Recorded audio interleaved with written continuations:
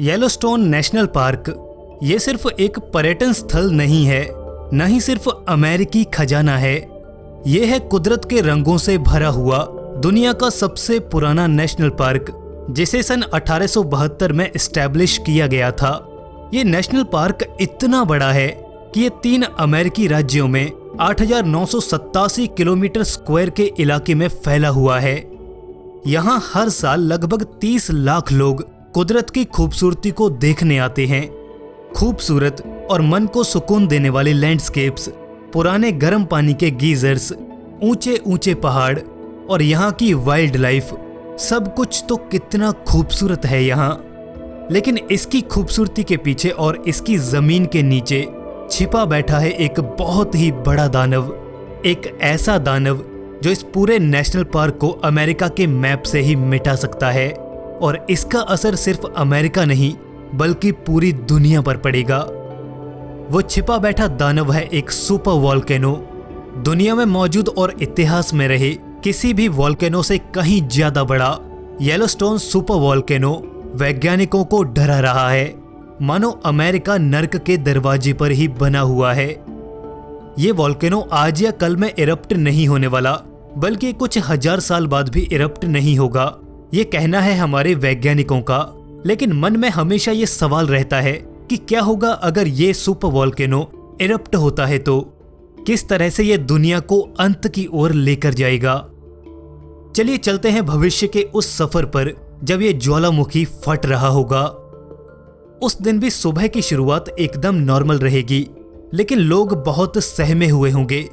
कुछ गिने चुने लोग ही सड़कों पर निकले होंगे। ये लोग सहमे हुए इसलिए हैं क्योंकि ये कुछ हफ्तों से अचानक आने वाले भूकंपों से डर गए हैं। कुछ जगहों पर जमीन भी नीचे धंस गई, जिसमें कई लोग मारे गए। सरकार के सारे दावे खोखले निकले, लेकिन शहर को सिस्टमैटिक तरीके से खाली करने का इवैक्यूएशन प्लान जोरों पर है। लेकिन अगर सिस्टम से ना चला गया तो हाल ये होने वाला है। किसी को अंदाजा नहीं है कि ये ज्वालामुखी कितनी तबाही लाएगा, लेकिन जब दूर से लोग इसे देखते हैं तो हमेशा ये धधकता हुआ दिखाई देता है। इस वोल्केनो के नजदीक बसे हुए शहरों को खाली करने यानी कि इवैक्यूएशन में अभी कुछ हफ्ते और लगेंगे, लेकिन अब ज्यादा समय नहीं बचा है। रातों को भी लोगों को इस ज्वालामुखी से दूर लेकर जाने का काम जारी है। सभी लोग डरे और सहमे हुए हैं।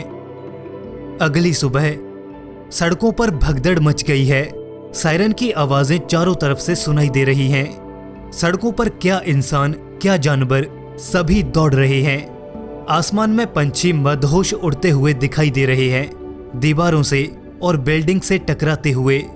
और अचानक से एक धमाका होता है, इतना तेज कि कान के पर्दे फट जाएं। येलोस्टोन सुपर वोल्केनो फट चुका है, किसी भी चेतावनी से पहले। अब यहां से शुरू होगा तबाही का वो सीक्वेंस जो पूरी धरती को भी अपने आगोश में ले सकता है। बड़े बड़े भूकंपों के चलते धरती में बड़े बड़े क्रैक्स आने लग जाएंगे, जिससे कई बड़े रास्तों में रुकावट आ जाएगी। इवैक्यूएशन का पूरा प्लान वहीं पर ठप हो जाएगा, और अब हवाई रास्ते से लोगों को इवैक्यूएट करना लगभग नामुमकिन है। इसके आसपास की जमीन इसके फटते ही उबलने लगेगी। येलोस्टोन में जो गर्म पानी के फव्वारे हैं, उस दिन उनकी पावर कुछ ज्यादा ही होगी। वो सैकड़ों हजारों फीट ऊपर तक पानी फेंकेंगे, और उनमें मिली होंगी जहरीली गैसें जो कुछ ही पलों में किसी भी जीवित को मुर्दा बना सकती हैं। येलोस्टोन के इरप्ट होते ही उसके अंदर और जमीन के नीचे मौजूद सारा मैग्मा अगले ही पल हवा में होगा, और साथ ही होंगे फटती हुई जमीन के बड़े बड़े चट्टानी टुकड़े जो तैयार होंगे किसी भी भयानक बारिश की तरह हमारी बस्तियों पर बरसने के लिए, हमारे घरों पर कहर ढाने के लिए। ऊपर से गिरता हुआ पिघलती हुई धातुओं का गर्म लावा कई इंसानों और जानवरों की जान ले लेगा। चट्टानों के बड़े बड़े टुकड़े तबाही का वो मंजर दिखाएंगे जो कभी किसी ने नहीं देखा होगा। जो लोग इस ज्वालामुखी के नजदीक होंगे वो तो इतना कुछ देख ही नहीं पाएंगे।